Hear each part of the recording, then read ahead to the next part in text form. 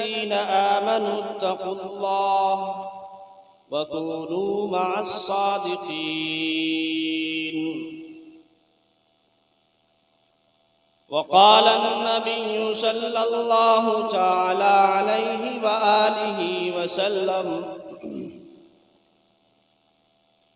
كل بني آدم خطاؤون وخير الخطائين التوابون. صدق الله العظيم وصدقنا رسول الله صلى الله عليه وسلم.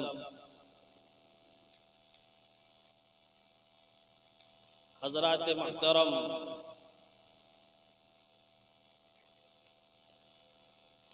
آج کے جلسے کے مؤخر سامعین کرام،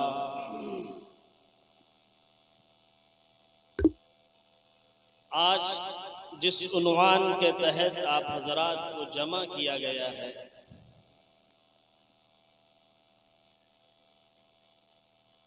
اس کا عنوان آپ ہی کے مدرسے نے طے فرمایا ہے. یہ عنوان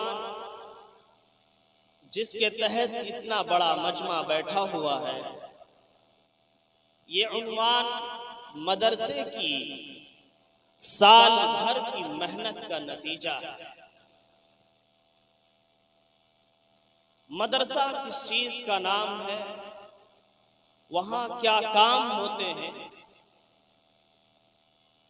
وہاں پڑھنے والے بچوں کو کیا چیز سکھائی جاتی ہے، اساتذہ کرام کی شب و روز کی محنت سے ان بچوں کو کیا حاصل ہوتا ہے، مدرسے کے اراکین اور معاونین ان اساتذہ کرام اور طلباء کرام پر خرچ کر کے یا ان مدارس اسلامیہ پر اپنا قیمتی اور حلال رزق خرچ کر کے ان کو اس دنیا اور آخرت میں کیا ملے گا، یہ سب کا سب آج کے عنوان میں پوشیدہ ہے. قرآن کریم مسلمانوں کی سب سے بڑی کتاب ہے،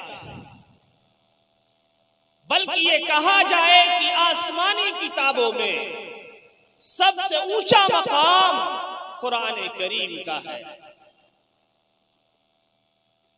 قرآن کریم ہم مسلمان کم پڑھے لکھے لوگ بڑی کتاب کے نام سے جانتے ہیں. ہم مسلمانوں کے گھروں میں یہ بڑی کتاب موجود ہے. شاید مسلمان کا گھر ہو اور قرآن کریم اس گھر میں موجود نہ ہو.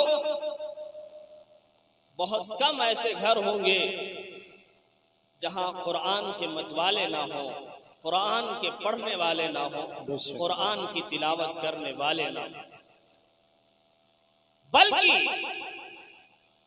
قرآن جس جگہ پڑھا جاتا ہے اس کا مقام و مرتبہ،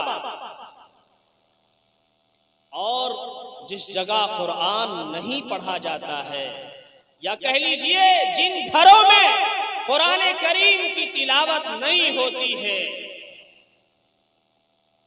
ان گھروں کا حال آپ کے قاری سمیع الدین صاحب قاسمی زیدہ مرحوم بتلائیں گے.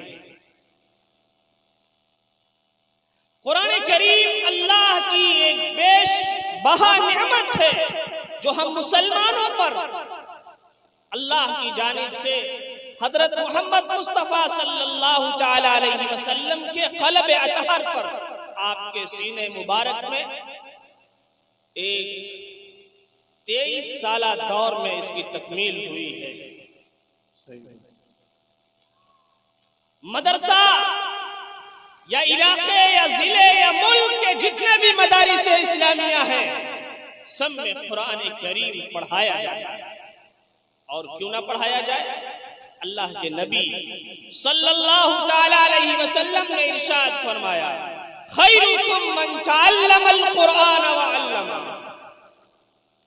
تم میں سے بہتر وہ لوگ ہیں جو قرآن کریم پڑھتے اور پڑھاتے ہیں، جو قرآن کریم سیکھتے اور سکھاتے ہیں، جو قرآن کریم کو سمجھتے اور سمجھاتے ہیں، ان کا مقام اور لوگوں کے مقابلے میں زیادہ ہے، بہتر ہے۔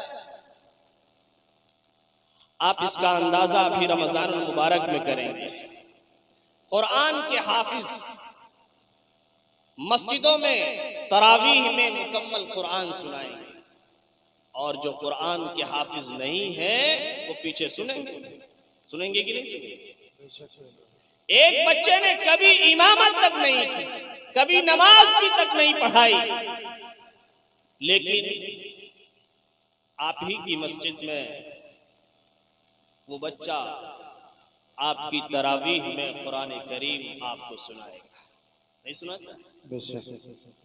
یہ اس بچے کا مقام ہے جو اس دنیا میں اس قرآن کریم کے پڑھنے کی بدولت اس کو نصیب ہوا ہے، کہ عام میں سے کسی کے اندر اتنی ہمت نہیں ہے وہ پورا قرآن نماز کی حالت میں سنائے۔ آپ ہی کا بچہ اور آپ کے مدرسے کا پڑھا ہوا بچہ آپ کو قرآن سنا رہا ہے۔ کتنے خوش نصیب ہیں وہ ماں باپ جن کے بچے حافظ قرآن ہیں، الحمدللہ۔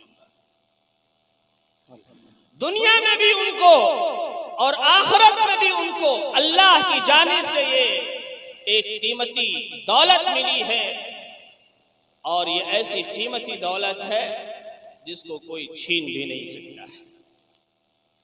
اس لیے میرے غیور مسلمانوں، مدارس اسلامیہ میں خرچ کرنے والے مسلمانوں، ان مدارس اسلامیہ کی طرف بڑھنے والا ہاتھ اس کو اور آگے بڑھایا جائے، نہ کہ اس میں کمی کی جائے۔ ان مدارس اسلامیہ کی حفاظت کا ذمہ اپنے سر لیا جائے۔ کیوں؟ یہاں اللہ کی سب سے بہترین اور سب سے بڑی کتاب قرآن مجید پڑھائی جائے۔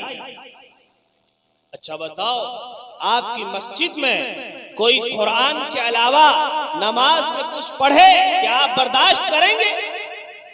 یہ قرآن پڑھنے والے، نمازوں کو پڑھانے والے کہاں سے آئے ہیں؟ ان مدارس اسلامیہ سے آئے ہیں۔ آج اگر یہ کہا جائے کہ مسلمانوں کے سروں پر جو ٹوپیاں ہیں اور ان کے چہروں پر جو داڑھیاں ہیں، یا مسجدوں کے ممبر و محراب پر بلند ہونے والی صدائیں ہیں، یا مسجدوں کے میناروں سے اٹھنے والی آوازیں، ان مدارس اسلامیہ میں جنم لینے والی ہستیوں کی بدولت یہ برقرار ہے، تو ان مدارس اسلامیہ کی وجہ سے برقرار ہے۔ آپ مدارس اسلامیہ کی ہسٹری کو پڑھیے اور اس کے پس منظر کو اٹھا کر دیکھیے۔ انگریز کا زمانہ ہو، مدارس اسلامیہ کا خاتمہ اور اس پر بلڈوزر چلایا جا رہا ہو، مساجد اللہ کے گھر کو مسمار کیا جا رہا ہو، رسول اللہ کے گھر کو تباہ و بالا کیا جا رہا ہو، قرآن کریم کے نسخے جلائے جا رہے ہو، حافظ قرآن کو پھانسی پر لٹکایا جا رہا ہو، ایسے ماحول میں مدارس اسلامیہ کا جال ہم مسلمانوں کے لیے، پوری امت اسلامیہ کے لیے، پورے عالم اسلام کے لیے یقیناً ایک قیمتی تحفہ ثابت ہوا۔ اور آج جتنی بھی یہ ٹوپیاں چمک رہی ہیں اسٹیجوں پر، مسجدوں کے ممبر و محراب میں، مدارس اسلامیہ کی درسگاہوں میں، یہ قال اللہ اور قال اللہ رسول کی صدائیں بلند کرنے والے ان مدارس اسلامیہ کی دین ہے۔ اس لیے ان کو حقارت کی نگاہ سے نہ دیکھا جائے، بلکہ ان کو عزت کی نگاہ سے دیکھا جائے۔